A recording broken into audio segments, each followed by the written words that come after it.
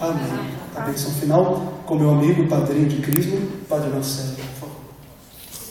Então, meus parabéns ao Bruno, cumprimento a mesa, agradeço a todos também em nome da família. Eu me sinto parte da família, conheço o Bruno, né, desde os 11, 12 anos de idade, então é um filho do coração, é um filho adotivo, merecido essa honra, e pelas alegrias, os sofrimentos, né, já passamos juntos, e agora lá na cidade eterna, em Roma, quando a gente pensava que não teria espaço aqui, você conquistou espaço do lado do Papa, e hoje é auxiliar nas cerimônias papais. Isso não é para qualquer um, não. Tem que ser abençoado por Deus, tem que ser escolhido por Deus.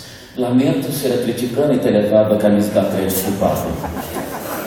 Se eu tivesse junto, eu teria entregue a do Cruzeiro.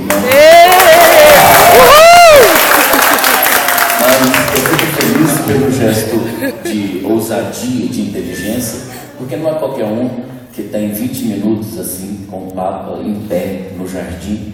E no mesmo instante o Bruno me ligou chorando, emocionado, né? Eu te parabenizo pela ousadia, pela coragem, pela inteligência daquele gesto, o que agradou os atleticanos, muito embora não tenha me agradado no momento. Ave Maria, cheia de graça, o Senhor é convosco. Bendita sois vós entre as mulheres, bendito é o fruto do vosso ventre, Jesus. Santa Maria, Mãe de Deus, rogai por nós, pecadores, agora e na hora da nossa morte. Amém. Ó Maria, concebida sem pecado, rogai por nós que recorremos a vós. O Senhor esteja convosco.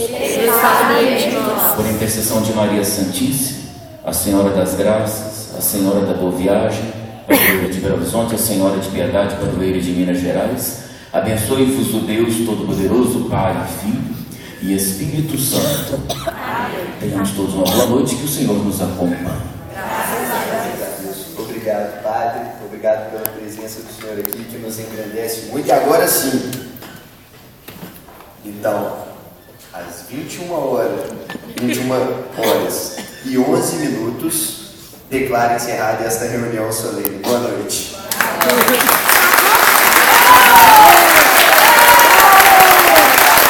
E nós solicitamos a todos a gentileza de assinarem nosso livro de atas como testemunhas da homenagem que essa Câmara Municipal acaba de prestar ao seminarista Bruno Rodrigo. O livro encontra-se aqui à nossa frente. E o nosso homenageado convida os presentes para uma confraternização que será realizada no hall do restaurante dessa casa, onde receberá os cumprimentos.